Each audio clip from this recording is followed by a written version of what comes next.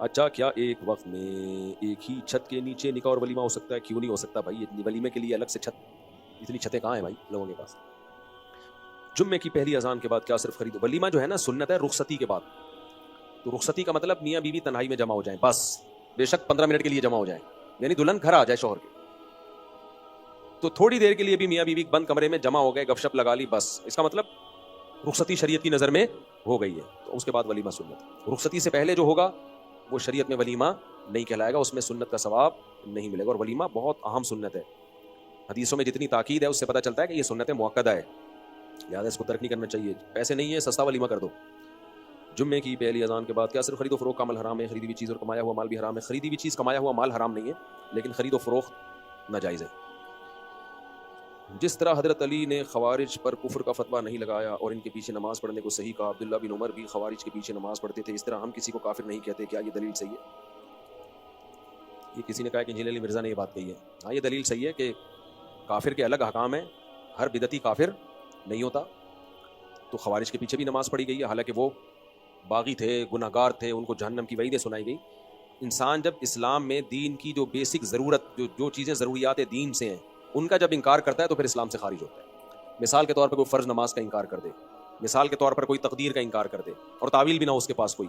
مثال کے طور پر ختم نبوت کا انکار کر دے یا توحید کا انکار کر دے، شرک کرنا شروع کر دے، نبی کو بغیر کسی تعویل کے حاضر ناظر مشکل کشا سمجھنا شروع کر دے، پھر بھائی خود بخود ہو جاتا ہے کافر، پھر ہمیں کافر کہنے کی ضرورت نہیں ہے، پھر ایسے شخص کے پیچھے نماز بھی جائز نہیں۔ ابے بھائی یہ حیا کے خلاف مسائل ایسے نہ پوچھا کرو یار، جائز ہے بھائی، یہ پوچھا ہے نا، جائز ہے۔ مفتی سے اب کسی چیز کی خرید و فروخت کے بارے میں پوچھا ہے، ان سے بولے چھپڑ میں پوچھ رہے ہیں۔ مفتی صاحب کیا دجال کی کیا بولے ساری حدیث کے مطابق، صحیح حدیث کے مطابق گدھا ہوگا دجال کا، یا اس دور کی کوئی سواری ہوگی جیسے کہ جہاز وغیرہ؟ کیا بہت مشکل ہے، باقی پڑھ کے مجھے بتا دو کیا لکھا ہوا ہے۔ دجال کے بارے میں جو گدھے کے بارے میں آتا ہے نا، تو دونوں رائیں، ہو سکتا ہے گدھا ہو سکتا ہے نبی صلی اللہ علیہ وسلم نے اس سواری کو گدھے سے تعبیر کیا ہو، جیسے آپ صلی اللہ علیہ وسلم نے فرمایا کہ اسلام تلواروں کے سائے میں ہے، تو کیا مطلب اب تو لڑائی کلاشن کوفوں سے ہوتی ہے جہاد، تو اب کوئی مجاہد کہے چونکہ اسلام میں تلواروں کے سائے میں ہے لہذا میں جہاد میں تلوار سے لڑوں گا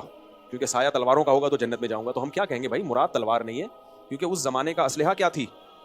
تلوار تھی، تو تلوار ایک علامت ہے، مراد جو بھی اس زمانے کا اسلحہ ہو، تو عین ممکن ہے دجال کا جو گدھا ہے وہ گدھا نہ ہو، وہ کوئی ٹینک ہو، وہ کوئی بختربند گاڑی ہو جو اس زمانے کا گدھا ہوگا، ٹھیک ہے نا، تو یہ ضروری نہیں ہے، اور یہ بھی ممکن ہے ہو سکتا ہے وہ کیونکہ خود گدھا ہوگا تو ہو سکتا ہے گدھے پہ ہی آئے وہ، کہ ترقی کے دور میں بھی بولے گدھے پہ جانا ہے، میں نے کیوں ایک پرچہ تم نے بیچ سے نکالا ہے، ایسے ہی پڑھ لو نا اس کو، سوال ضائع نہیں کرو۔ مفتی صاحب کیا یہ جائز ہے میرے لیے؟ میں نے 5 لاکھ کی زمین خریدی، 40,000 بیانہ دیا، اسٹیمپ پیپر پر لکھ دیا تھا کہ 1 ہفتے کے اندر دے دوں گا، اور 2 دن میں اس زمین کو میں نے 6 لاکھ میں بیچ دیا، 5 اس کو دی، 1 لاکھ خود لیا، ہاں جائز ہے۔ زمین قبضے کے بغیر بھی بیچ سکتے ہیں، منقولی اشیاء جو ہے نا، موویبل اشیاء، ان کو آگے بیچنا جائز نہیں ہے جب تک کہ ان پہ خود قبضہ نہ کر لیا جائے، لیکن زمین کوئی موویبل چیز نہیں ہے، منقولی چیز نہیں ہے، نقل نہیں ہو سکتی یہاں سے وہاں، تو اس میں ہبہ میں تو ضروری ہے، گفٹ جب کوئی دے تو قبضہ ضروری ہے، لیکن بیچنے کے لیے قبضہ ضروری نہیں ہے، خریدی اور آگے کسی کو پہنا دیا آپ نے، یعنی سوری بیچ دیا آپ نے، البتہ اتنا ضرور ہے کہ وہ زمین کا وجود ہو، اس کی لوکیشن معلوم ہو، پتہ ہو کہ کہاں ہے، خالی فائلیں نہیں ہو۔ بعض دفعہ ابھی ایک شروع ہو رہی ہے ایک پروجیکٹ، فائلیں بک رہی ہیں، 5,000 کی فائل لی، 10,000 کی پہنا دی، یہ جائز نہیں ہے، سمجھتے ہو؟ فائل کے پیچھے زمین ہونی چاہیے، پتہ ہو یہ زمین ہے جی، آپ جا کے دیکھ سکو، ہاں بھائی اگر دیکھنا چاہو تو یہ زمین ہے، یہ نمبر ہے اس کا، تو بعض دفعہ فائلیں ہوتی ہیں پیچھے کچھ ہوتا ہی نہیں اس کے، وہ کہتے ہیں ابھی تو پیسے آئیں گے تو ہم پروجیکٹ شروع کریں گے، تو پھر جائز نہیں ہے، پھر فیس ویلیو پہ تو بیچ سکتے ہو کہ جتنے کی فائل لی اتنے کی پہنا دی، پروفٹ نہیں لے سکتے۔ ہاں فلیٹ بھی ایسے، فلیٹ آپ نے خریدا قبضے سے پہلے آگے کسی کو پہنا دیا، لیکن خریدنے کا مطلب کیا یہ سمجھو، آپ کے رسک میں آ گیا ہو، جیسے آپ نے فلیٹ خریدا، بیانہ دے دیا، اب آپ کا فلیٹ ہو گیا، اتفاق سے فلیٹ میں آگ لگ گئی، تو آپ کا نقصان سمجھا جائے، وہ اسٹیٹ ایجنٹ کہے بھائی آپ کا فلیٹ تھا، بیانہ تھا، یہ تو آپ ابھی بے شک کاغذ میں آپ کے نام نہیں ہوا ہے لیکن یہ ہے کس کا؟ آپ کا ہے، ابھی گویا کہ آپ نے پیمنٹ بھی نہیں کی لیکن آپ کا ہے، تو اب تباہ ہوا ہے تو آپ کا نقصان، تو اتنا رسک آ چکا ہو تو آگے بیچ سکتے ہیں، کیونکہ بعض دفعہ رسک میں نہیں آتا، آپ نے خالی فائل لی، ابھی فلیٹ کو یہی سمجھا جا رہا ہے کہ یہ اسی کا ہے جس نے بیچا ہے، آپ کو تباہ ہو گیا تو اسی کا نقصان سمجھا جا رہا ہے، تو پھر نہیں۔ شریعت میں اصول یہ ہے کہ جس چیز کا آپ نقصان نہیں اٹھاتے نا، اس کا پروفٹ بھی نہیں اٹھا سکتے، سمجھتے ہو کہ نہیں سمجھتے؟ اب پلاٹ آپ نے خریدا, اس پوزیشن میں آ گیا وہ پلاٹ کہ اگر اس پہ قبضہ ہوا تو آپ کا نقصان سمجھا جائے گا, ڈاکو نے قبضہ کر لیا تو اب یہ سمجھا جائے گا بھائی آپ کا نقصان ہے.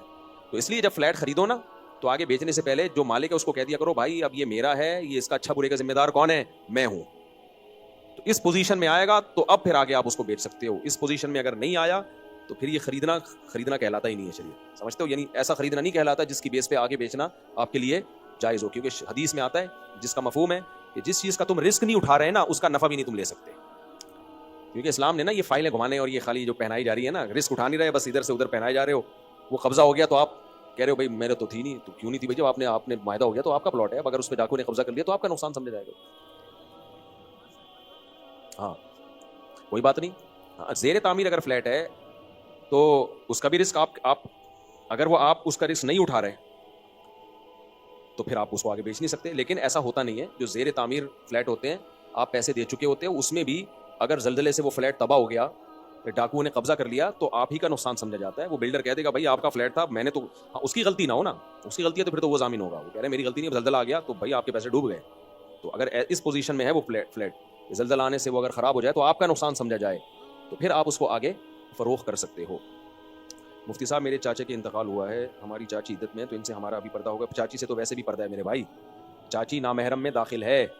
تو عدت کے دوران تو اور زیادہ پردے کے حکام سخت ہو جاتے ہیں. تو چاچا کا انتقال ہو گیا تو عدت میں بھی اور عدت کے بعد بھی چاچی کے لیے جائز نہیں ہے کہ اپنے چچا کے اپنے شوہر کے بھتیجوں کے سامنے بے پردہ ہو کیا. ہاں چاچی بوڑھی ہے, بہت عمر والی ہے تو ایک الگ بات ہے. شریعت میں چچا کے انتقال کے بعد بیوہ چچی سے نکاح بھی جائز ہے, سمجھتے ہو, ماموں کے انتقال کے بعد اس کی بیوہ سے عدت کے بعد جائز ہے. تو اس کا مطلب یہ کہ یہ نامحرم رشتے ہیں.